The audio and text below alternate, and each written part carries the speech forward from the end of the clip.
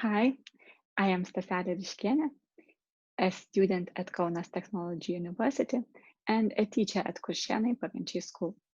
Today, I would like to share our success story with you.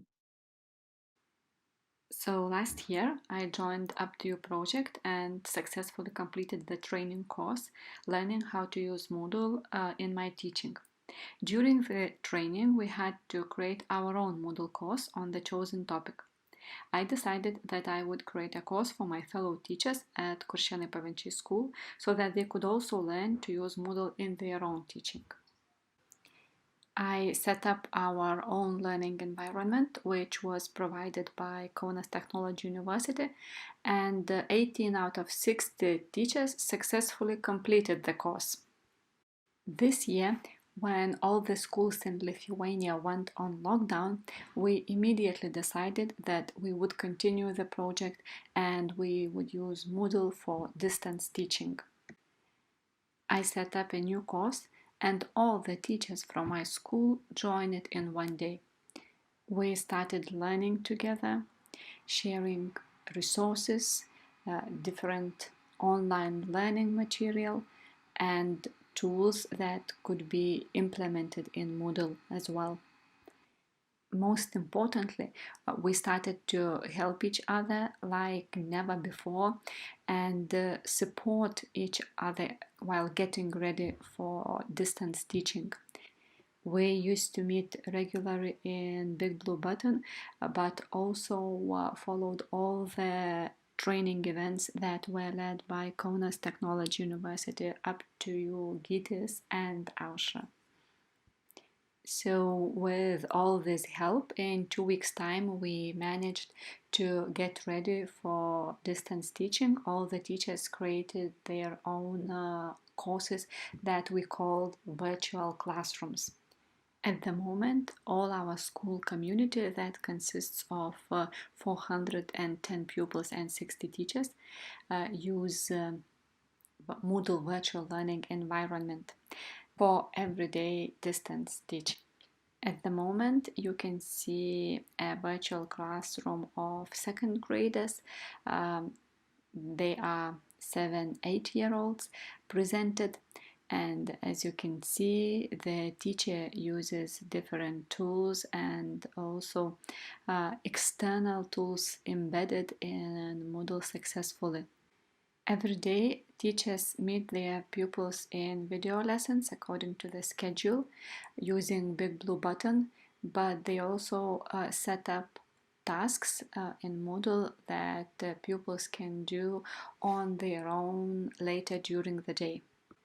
Every teacher's environment or virtual classroom is different and they use different tools, but we also have some common agreements like using badges to make the learning process more fun for younger children. And we also try to learn from each other a lot, sharing the material that we find with other teachers as well. Here you can see a virtual classroom created by geography teacher. She often uses external tools such as Edpuzzle embedded in Moodle, and pupils can successfully see their results from different online tools in one learning environment. I am also proud of the teachers who managed to learn how to use even more advanced tools such as H5P to create more interactive and more engaging learning tasks for their pupils. Here you can see my virtual classroom. I teach English.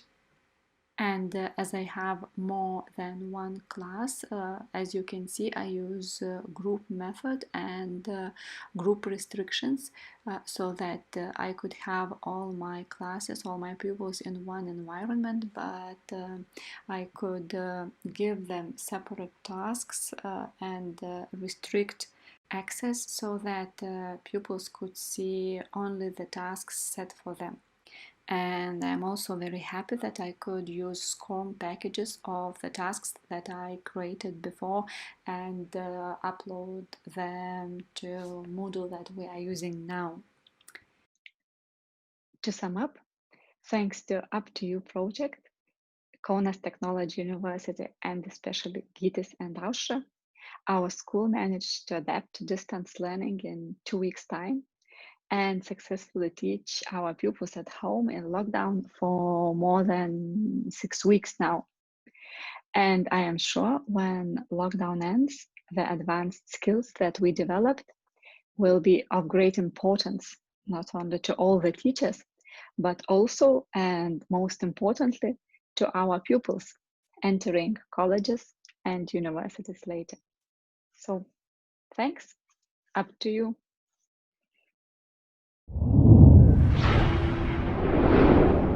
And I'll also show you the second one. This is called American Literature 1, and that's created, it's again interdisciplinary, but basically this is English and literature now.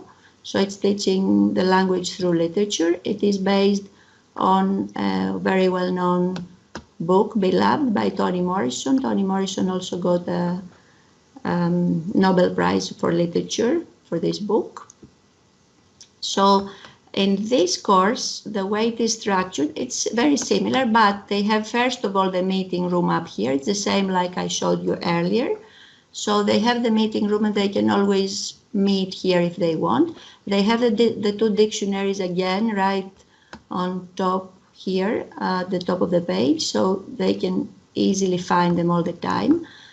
In this case, and because this is a language course, there are more questions and problems, and there are features like forum and chatting. So here, for example, is a place where they can write any problems they're facing.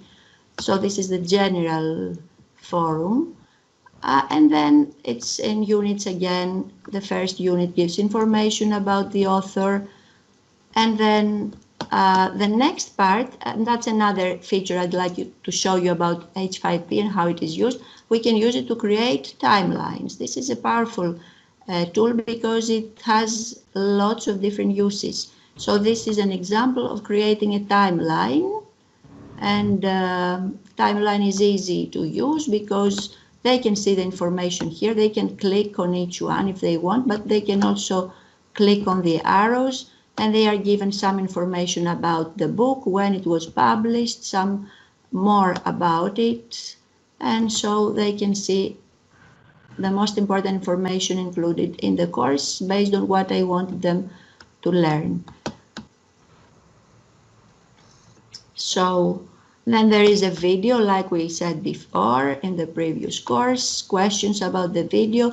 They have the option here to answer the questions, and they will find the questions here, as you can see, but then they have to answer the questions on a Word document, save them on their PCs or any other device they may have, and then upload them here for the teacher to see and grade. There is an answer key which is hidden from students, of course, but it's just for convenience purposes. There is another video. That's the kind of interactive video like the one we saw earlier. So this is again with H5P.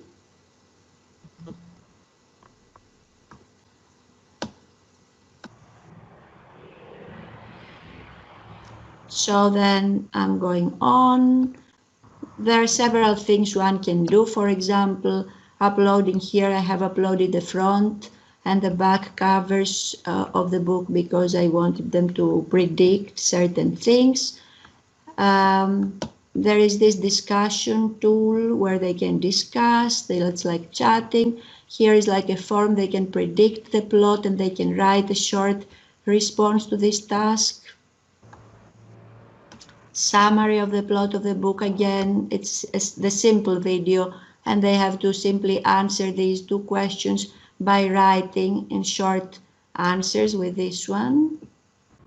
And then the platform also allows me to upload full pages of the book because I only want them to read specific pages. It's not possible for them to read everything, but it's very interesting because I can upload the page, just take a picture of it and upload it, and then I can add vocabulary work here. These are words that come from the text. They have to look them up in the dictionary, which is at the top of the page, as I showed earlier. Did you find any other tools in the platform, Vicky? I'll show you the tools right afterwards. Okay. So I think here, for example, that's a chat again, and in this one, this is in progress. This is something that is going on. It hasn't finished, so this is a course in progress. Vocabulary cards, which I have included in this one. Okay, so that's all I want to show you here. I have to show you about this. Let me stop my screen sharing. Okay, so I hope you enjoyed and at least you understood how this goes and how you can create content on the Up2U platform. And I hope that we convinced Vicky, all the participants of the Up2U project. That well, the more you can use it, the more you use it, actually, the easier it becomes. So the first time it may seem a little bit complicated because it includes so many tools, but then second time it's automatically much faster and easier, as I said. Okay. Thank you very much for listening us. Thank you. Thank you. Thank you for listening to us. Hope you enjoyed our presentation. Bye-bye from Athens, Greece. Bye-bye. Bye-bye. Bye. Bye from all of us.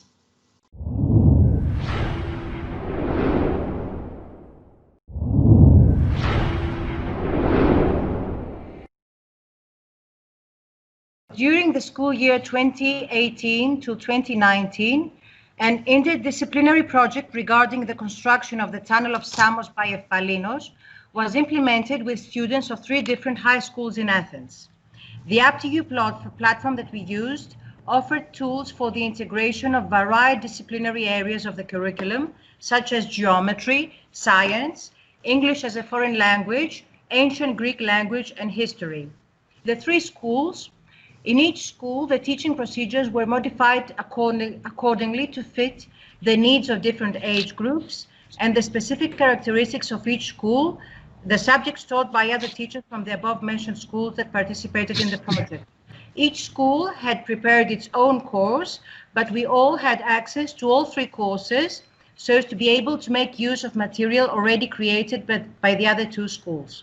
For the exploitation of new Up2U practices and tools, we aimed to provide students with motives for personal involvement and engagement in the learning of mathematical content from geometry and to enhance their participation in the learning process. So we move on to the objectives related to each subject matter.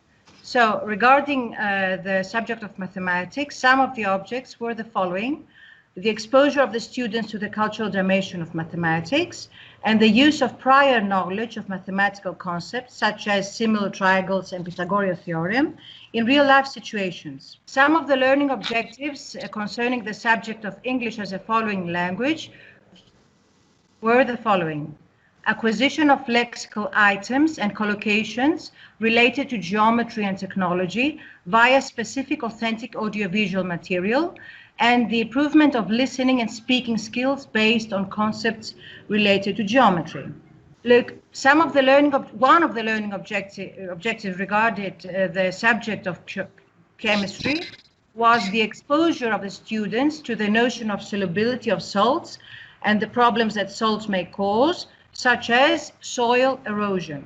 Now, we move on to learning objectives in the subjects of ancient Greek language and history.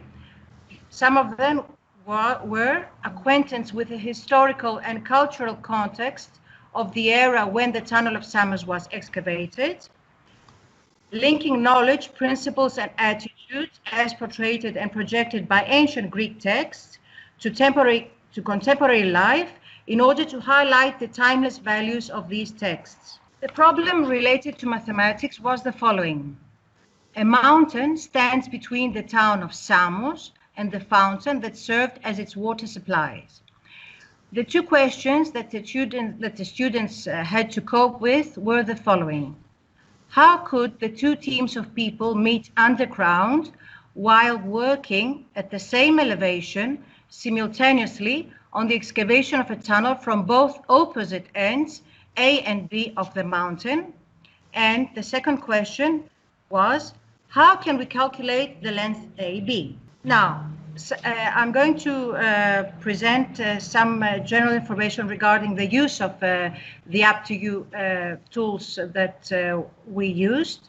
So we found on Caltech a video that was referring to the tunnel of Samos and the mathematics project. This video we handed on to Streamable, and we added Greek subtitles because it was in the English language. We moved on to the use of the digital tool H5P, which we used interactive videos and games made with this tool. The digital tool CellCont was used to project pre-recorded lectures with slides related to the historical context of the excavation, the historical sources available about the tunnel, the mathematics and the mathematicians of the specific time period, and the problems caused to the construction materials by the chemical elements found in the water.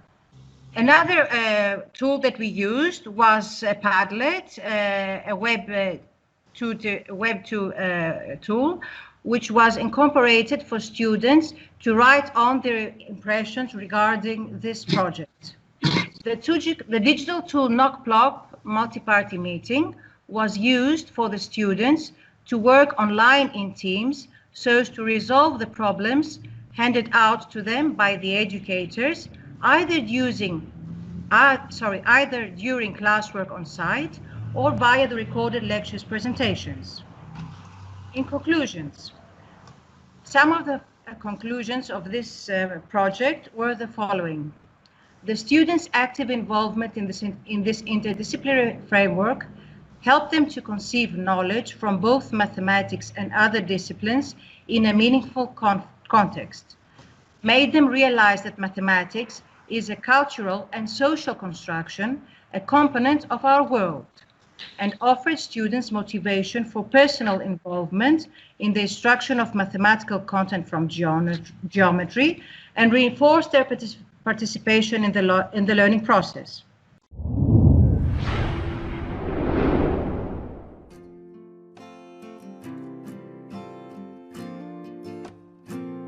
Dzień dobry, nazywam się Dariusz Stachecki, jestem nauczycielem informatyki. Dzięki uprzejmości PCSS miałem okazję wraz z moimi uczniami pracować za pomocą narzędzi wytworzonych w programie Up2U. Dzięki temu programowi dostaliśmy praktycznie cały wachlarz narzędzi, który umożliwił nam bardzo dobrą, wydajną i dobrze zorganizowaną pracę. Do najczęściej wykorzystywanych aplikacji z pewnością należał dysk w chmurze, czyli narzędzie, które umożliwiało nam przechowywanie dokumentów w zasadzie na każdym urządzeniu. Dostępne były za pomocą telefonu komórkowego, tabletu czy komputera. Zawsze, wszędzie, o każdym czasie, niezawodne, polecam każdemu. Drugim bardzo ciekawym narzędziem, które wykorzystywane było bardzo często, to narzędzie do wideokonferencji. Prowadzenie właśnie wspólnego pokoju rozmów za pomocą przeglądarki, gdzie nie trzeba instalować żadnych wtyczek, żadnych sterowników, mikrofonu, kamery itd. Po prostu jeden klik i wszystko działa. To było najczęściej wykorzystywane narzędzie w pracy projektowej, zarówno w kontaktach ze mną i z uczniami, jak i z uczniami samymi. Oni właśnie w zespołach projektowych pracowali najczęściej komunikując się właśnie na odległość za pomocą tych narzędzi. A możliwość dodatkowa umieszczania swoich dokumentów w chmurze, udostępniania je innym, wymiany tych dokumentów, wspólne edytowanie dokumentów, to było coś, co rzeczywiście jest nam bardzo wszystkim potrzebne. Bardzo dziękuję Poznańskiemu Centrum Superkomputerowo-Sieciowemu za umożliwienie nam pracy z tymi narzędziami. Takie inicjatywy jak inicjatywa programu Up2U są bardzo cennymi inicjatywami. Chciałbym, żeby trwały zawsze, żeby tego typu przedsięwzięcia powodowały, że do edukacji zostaną skierowane coraz to nowe, wydajniejsze, ciekawsze narzędzia. Te polecam serdecznie.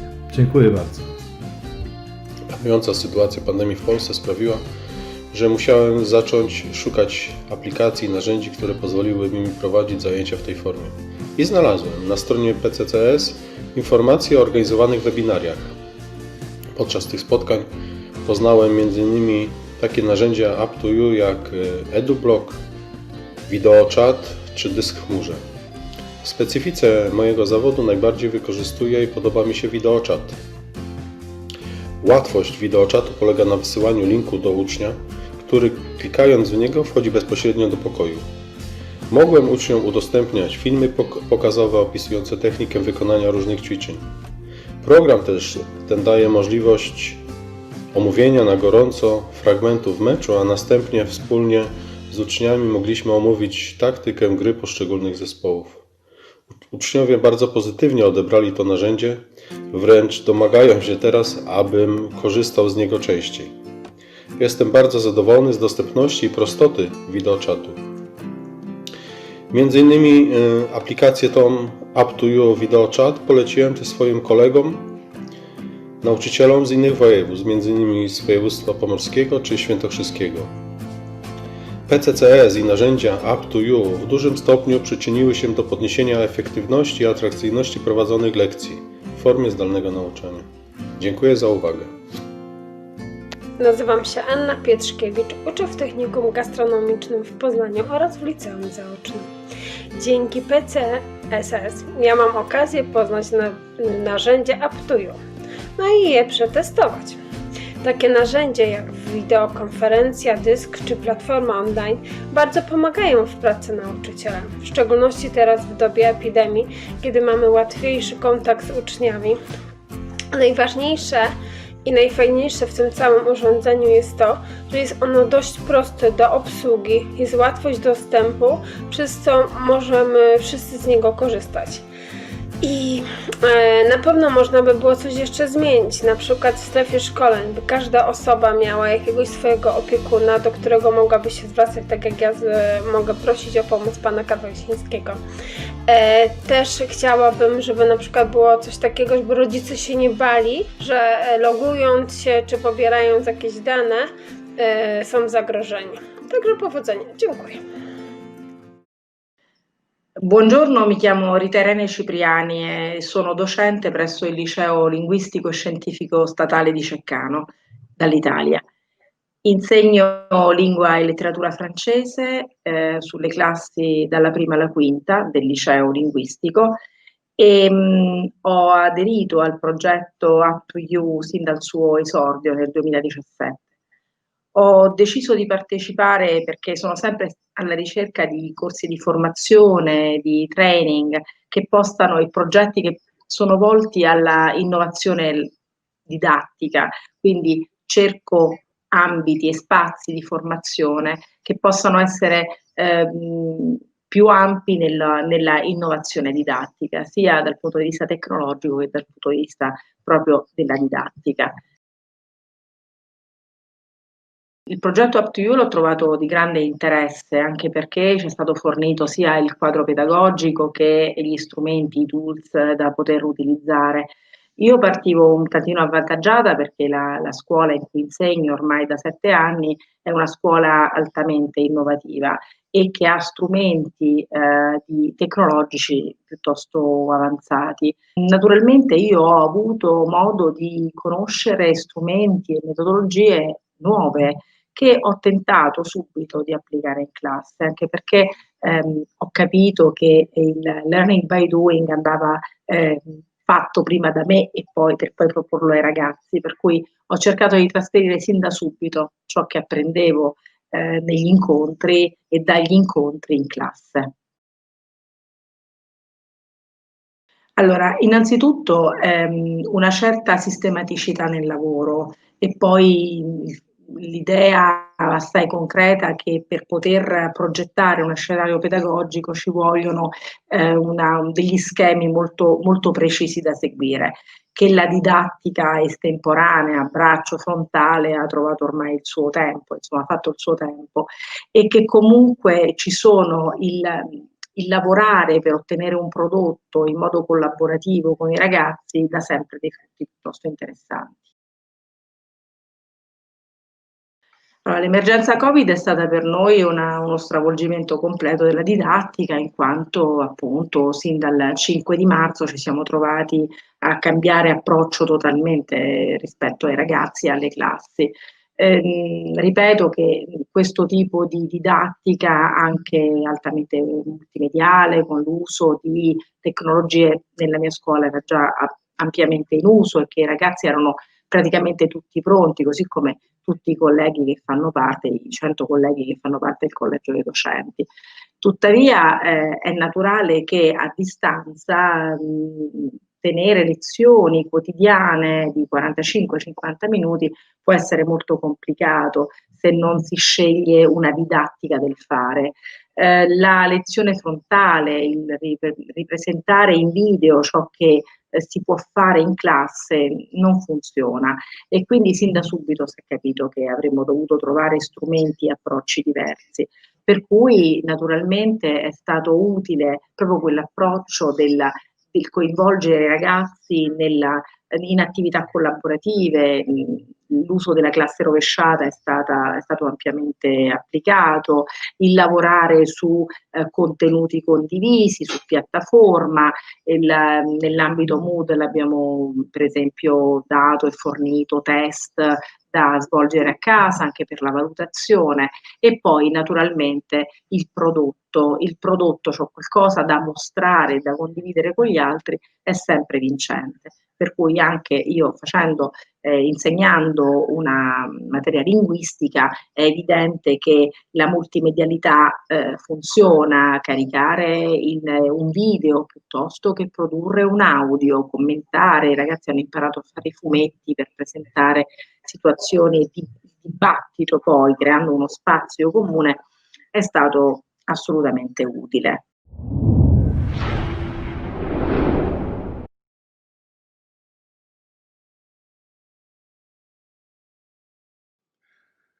Hello, my name is Maurizio Gabrieli. I've been teaching for more than 35 years in conservatory, and now I teach composition in Santa Cecilia Conservatory in Rome, Italy. I graduated in composition, electronic music, and bassoon, and I chose this field of study because I always been interested in connection between arts and science. My research interests are algorithmic composition and aleatoric music. I've been teaching this subject for many years, and I'm amazed every day for all the richness of the possibilities of research in this area. I'm also interested in film music composition, and I created a first and second level degree in film scoring. Recently, I created also a master degree in music for video games. Bye!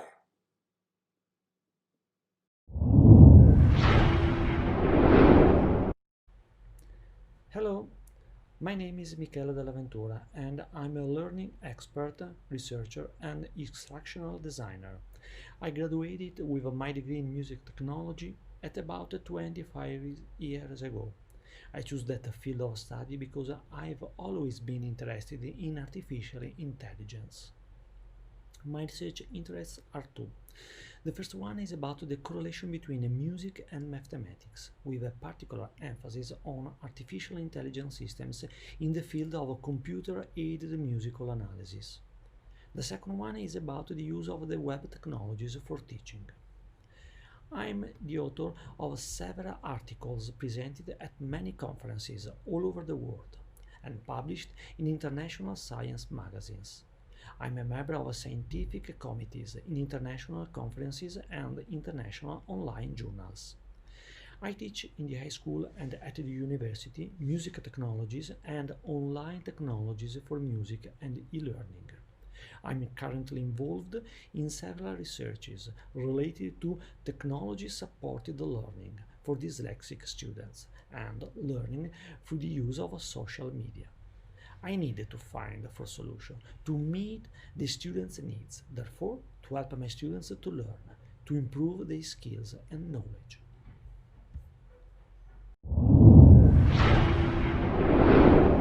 Buongiorno a tutti, mi chiamo Ludovico Versino, detto Dodo, sono direttore di coro in diversi licei di Roma, cantano con me circa 400 ragazzi. Ho studiato al DAMS, disciplina delle arti, musica e spettacolo, e ho studiato tanta musica sin da piccolo.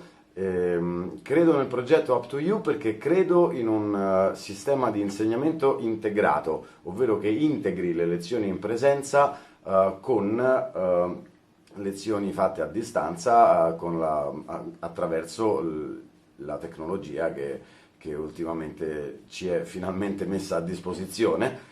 In periodo di Covid ho potuto sperimentare la didattica a distanza proprio con i miei cori e ho visto quanto può essere fruttuosa e produttiva, quindi spero che questo progetto possa prendere piede e funzionare al meglio per far crescere i miei ragazzi. Io canto sempre, ho sempre cantato anche prima del coro e comunque mi è sempre piaciuto. Però col coro è diverso. 1, 2, 3. Ho iniziato soprattutto perché sapevo che valeva come scuola lavoro, solo che poi ho capito quanto fosse figo. E quindi ho detto, vabbè dai, proviamo, è vero che è la quinta ora del sabato, però magari mi piace, infatti sono 3 anni e non mi sono mai pentito di questo. Ho visto questo direttore che invogliava parecchio. Ha fatto il giro per le classi presentandosi in maniera alquanto alternativa. Oh belli raga, io faccio un coro! E poi già dalla prima prova mi ha molto colpito l'effetto che faceva il cantare tutti insieme, perché io non l'avevo mai sentito sostanzialmente. E dopo un po' ho capito che io non vorrei mai cantare da sola. Siamo tante piccole parti che danno un contributo che magari nell'insieme non si nota, ma in realtà è fondamentale.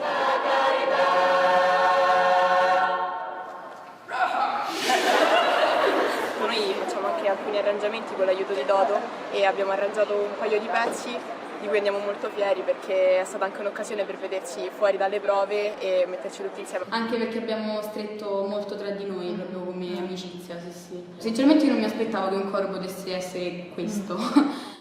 Helplessly hoping air like an overs nearby, awaiting a word, gasping at glimpses of gentle true spirit. He runs, wishing he could fly, only to trip at the sound of goodbye.